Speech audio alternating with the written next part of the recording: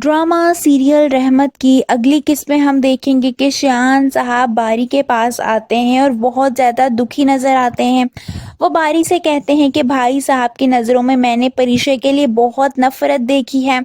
मैं तो अपनी बहू से नज़रें मिलाने के काबिल भी नहीं रहा, क्योंकि वो जानते हैं कि सुफियान साहब ने परिचय से कितना ज़्यादा सर्द रवैया इख्तियार किया हुआ था। वहीं हम देखेंगे कि अगले दिन इनाया परिचय और बारी के घर आती है।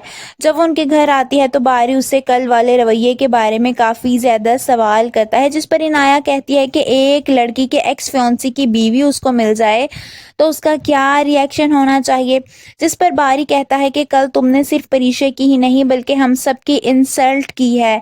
वही इनाया बात को दूसरा रुख देते हुए जानबूझकर बारी के सामने अयान का नाम लेती है।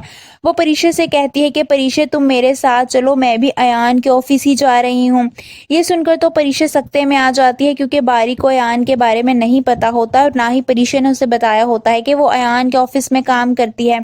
बारी हैरत से कहता है कि अयान के ऑफिस क्या मतलब, जिस पर इनाया कहती है कि तुम्हें परिचय ने कुछ नहीं बताया। ये सुनकर बारी को बहुत ज़्यादा गुस्सा आने लगता है। वो परिचय को बहुत ज़्यादा गुस्सीली नज़रों से देखने लगता है कि परिचय ने उससे इतनी बड़ी बात छुपाई है। वहीं हम देखेंगे कि अगले दिन परिचय ऑफिस के लिए जा रही होती है। जब बारी उससे कहता है कि आज तुम ऑफिस नहीं जाओगी, परिचय उससे पूछती है कि क्यों नहीं जाऊंगी, जिस पर बारी कहता है कि मुझे तुम्हारी अम्मी से बात करनी है।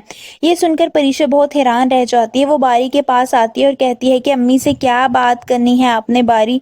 मगर बारी उसकी बात का कोई जवाब नहीं देता और कहता है कि मैं बाहर तुम्हारा इंतज़ार कर रहा हूँ। परिचय उसे रोकने की कोशिश करती है और कहती है कि प्लीज़ अम्मी से कोई बात मत कीजिएगा, वो वैसे ही बहुत परेशान है। मगर बारी उसकी बात नहीं सुनता और बगैर उससे बात किए बाहर चला जाता है। वहीं परिचय जब ऑफिस जाती है तो अयान उससे एक दफ़ा फिर शादी की बात करता है। परिचय इस बात से गुस्सा हो जाती है। वो अयान से कहती है कि मुझे इस बारे में कोई बात नहीं करनी, जिस पर अयान कहता है कि हाँ, लेकिन आपने ये कहकर मुझे इनकार किया था कि आपको मुझसे क्या किसी से भी शादी नहीं करनी, फिर बारी से आपने शादी क्यों की। ये सुनकर परिचय खामोश हो जाती है। वो आगे से कुछ भी नहीं कहती। दूसरी तरफ जुबैदा बेगम आलम साहब से कहती हैं कि मैं आपसे काशिफ के बारे में कुछ बात करना चाहती हूँ। काशिफ रात भर घर से बाहर रहता है। इससे पहले आलम साहब कुछ कहते रुमैसा बेगम आ जाती हैं। वो जुबैदा से कहती हैं कि एक बाप को बेटे के खिलाफ करते हुए तुम्हें शर्म नहीं आती।